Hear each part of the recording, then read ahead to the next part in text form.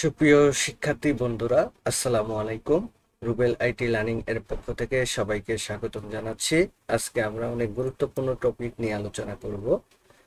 আমরা নবমতম ক্লাসে আজকে উপস্থিত হয়েছি। দেখেন, এখান থেকে ওয়াটারমার্ক কিভাবে করতে হয় সেটা দেখব। Page colour, page border, save, save as, file এবং ফোল্ডার ম্যানেজমেন্ট সিস্টেম নিয়ে আজকে আমরা আলোচনা করে ফেলব। ওকে। ওয়াটারমার্ক কি? ওয়াটারমার্ক হচ্ছে যে আপনার একটা পেজের বা একটা ডকুমেন্ট, সেটা যে আপনার নিজের, সেটা সত্যায়িত করার জন্য আপনাকে কি করতে হবে? পেজের ভিতরে আপনার কোনো অর্গানাইজেশনের নাম অথবা আপনার কোনো ইনস্টিটিউটের নাম অথবা আপনার নিজের নাম ব্যবহার করে অথবা কোনো পিকচার বা আইকন বা লোগো ব্যবহার করে আপনি সেটাকে সত্যতা যাচাই করতে পারেন। ওকে। যেন এটা অন্য কেউ কপিরাইট বলে চালিয়ে না দিতে পারে।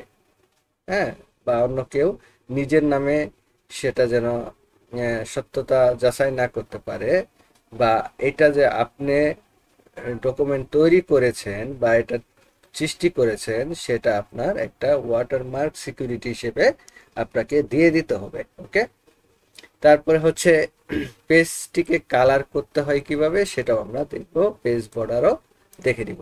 ছোট্ট একটি কাজ, আমরা প্রথমে সফটওয়্যারটি ওপেন করে দিলাম। এখান থেকে আমি একটা কাজ করে নেই। প্রথমে আমি এখান থেকে পেজ লেআউটে যাই, পেজ লেআউটে ক্লিক করলাম। ওকে। পেজ লেআউট থেকে আমাদের এখানে যেতে হবে ওয়াটারমার্ক, এখানে ক্লিক করব। একটু সময় নিচ্ছে।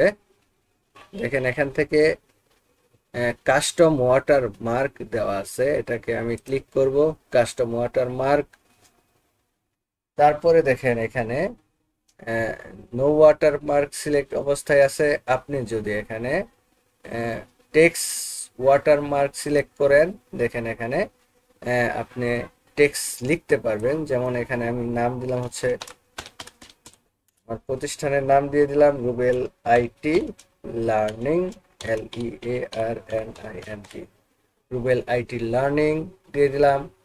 এখন এটাকে আমি যদি কালার একটু চেঞ্জ করে দিতে চাই, তো দেখতে পারবেন কালার চেঞ্জ হয়ে গেল। এখন যদি আমি ওকে দিয়ে দেই, দেখতে পাচ্ছেন রুবেল আইটি লার্নিং আপনারা ওয়াটারমার্ক দেখতে পাচ্ছেন।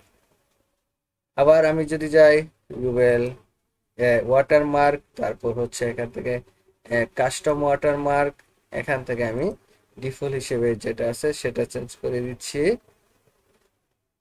অটোমেটিক্যালি যেটা ছিল সেটাই দিয়ে দিলাম, অ্যাপ্লাই দিলাম। ওকে, আমরা দেখতে পাচ্ছি রুবেল আইটি লার্নিং ওয়াটারমার্ক হিসেবে আমরা দেখতে পাচ্ছি। ওকে। তারপরে এখান থেকে যদি আমি পিকচার অ্যাড করতে চাই, তাও করতে পারবো। সো আমাদের যেতে হবে কাস্টম ওয়াটারমার্ক, তারপর হচ্ছে পিকচার ওয়াটারমার্ক সিলেক্ট করলাম, তারপরে সিলেক্ট পিকচারে ক্লিক করলাম। করার পরে আমি ডেস্কটপে গেলাম। ডেস্কটপ থেকে আমি একটা লোগোতে গেলাম। ওকে।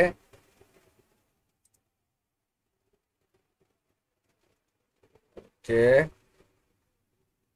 আমি যদি এই পিকচারটা অ্যাড করে দেই, সিলেক্ট করে পিকচার অ্যাড করে দেই, তারপরে অ্যাপ্লাই দেই, দেখতে পাচ্ছি আমাদের এইখানে একটা ছবি, ঝাপসা ঝাপসা একটা ছবি দেখতে পাচ্ছি। এটাই ওয়াটারমার্ক হিসেবে আমরা প্রতিষ্ঠিত করতে পারলাম। Okay. আমি এখান থেকে আবার ওয়াটারমার্কে গেলাম। ওয়াটারমার্ক থেকে যদি আমি এখান থেকে রিমুভ ওয়াটারমার্কে ক্লিক করি, তাহলে আমাদের আগের মতো ওয়াটারমার্কটি চলে যাবে। ওকে। প্রথম অবস্থায় যেমন ছিল এখনই তেমন অবস্থায় আছে। ওকে। তারপরে দেখেন এখানে পেজ কালার দেওয়া আছে। আমি যদি এখানে ক্লিক করি, এখান থেকে যে কোনো একটা সিলেক্ট করলে আপনি কালারটি দেখতে পারতেছেন। মনে করেন আমি এখান থেকে একটা কালারটা সিলেক্ট করে দিলাম, দেখতে পাচ্ছেন আপনার পুরো পেজ জুড়ে আপনার একটা কালার দেখতে পাচ্ছেন। সো আমরা এটাকে আবার নো কালার করে দিচ্ছি। ওকে।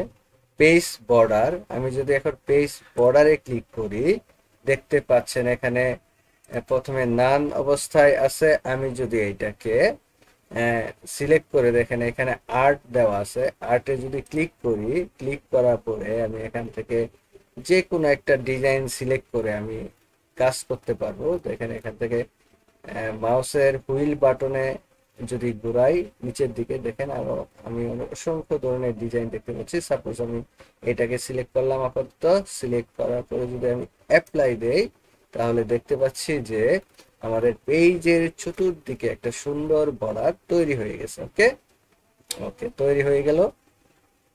ওকে ফাইন, আমরা ওয়াটারমার্ক, তারপর হচ্ছে পেজ কালার, তারপর হচ্ছে পেজ বর্ডার দিতে পারলাম।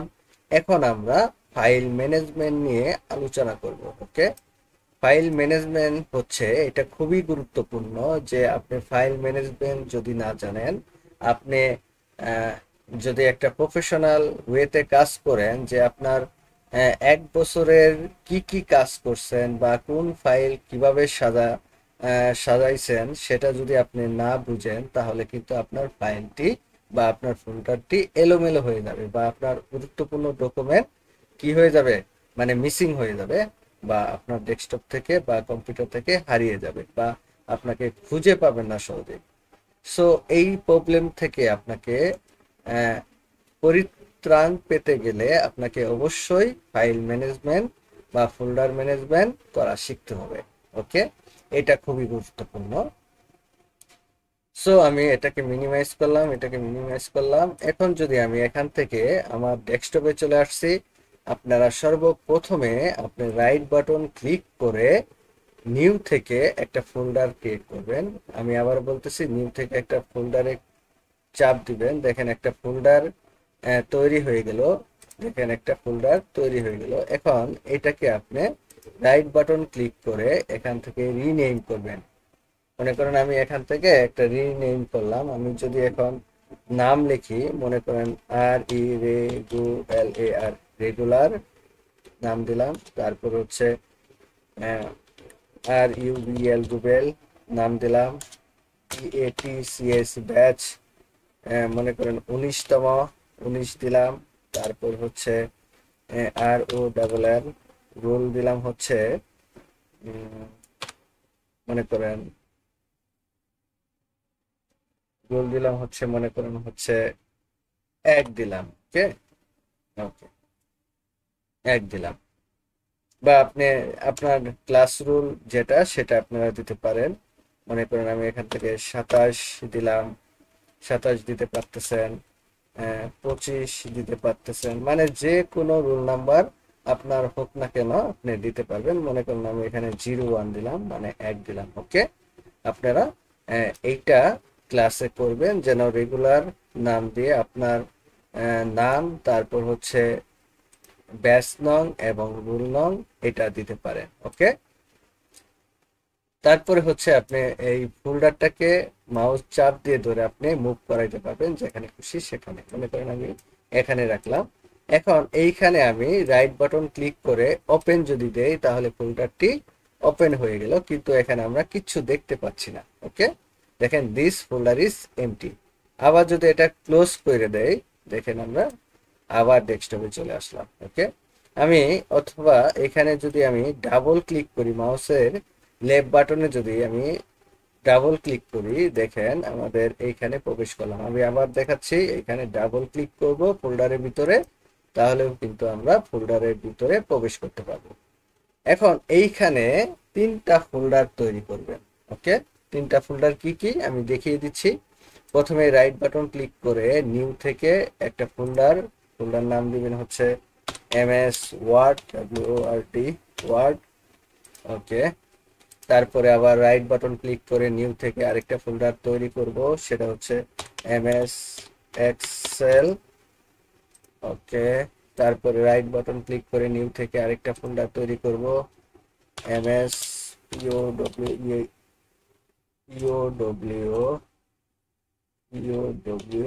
পাওয়ার, POINT, পাওয়ার পয়েন্ট দিলাম। ওকে, মনে করেন হচ্ছে আপনি MS ওয়ার্ড নিয়ে কাজ করতেছেন, তখন আপনি কি করবেন, এই MS ওয়ার্ডের ভিতরে ঢুকবেন। ঢুকার পরে আপনি মনে করেন হচ্ছে আপনি 3 মাস আপনি কাজ করতেছেন, 3 মাস কি কি কাজ করতেছেন এটা ডেট ওয়াইজ আপনাকে সাজাতে হবে। মনে করেন হচ্ছে আজকে তারিখ হচ্ছে 19 তারিখ, তাহলে আমি যদি এখানে রাইট বাটন ক্লিক করে একটা ফোল্ডার তৈরি করলাম, এখানে নাম দিলাম হচ্ছে 19, তারপর হচ্ছে 7, তারপর হচ্ছে 2025। ওকে, মনে করেন আজকে যে কাজটি করব আমি এই আজকের ডেটে সেভ করব, এবং পরের দিন যে কাজটি করব সেটা 20/7/2025। এভাবে সেম ভাবে আরেকটা ফোল্ডার তৈরি করব, যেমন 20, তারপরে 7/2025। ওকে, তারপরের দিন আইসে 20 তারিখের পরের দিন আইসে আমি 21/7/2025 তারিখে কি কি কাজ করব আমরা ওই ফোল্ডারের ভিতরে আমরা রেখে দিব। তাহলে কিন্তু আমি 1 মাসে এমএস ওয়ার্ডে কি কি কাজ করছি সেটা আমরা এই যে ডেট ওয়াইজ আমরা কি করতে পারতেছি, সাজাতে পারতেছি। তাহলে আমাদের ফোল্ডার বা ফাইল আমাদের হারাবে না। ওকে, তারপর হচ্ছে যখন আপনার এমএস ওয়ার্ড শেষ হয়ে যাবে, এক্সেল ধরবেন, তখন আপনি এক্সেলের ভিতরে কয় তারিখ থেকে শুরু করলেন ওই তারিখ দিয়ে একটা ফোল্ডার বানিয়ে আপনি এখানে কিন্তু রেখে দিতে পারবেন।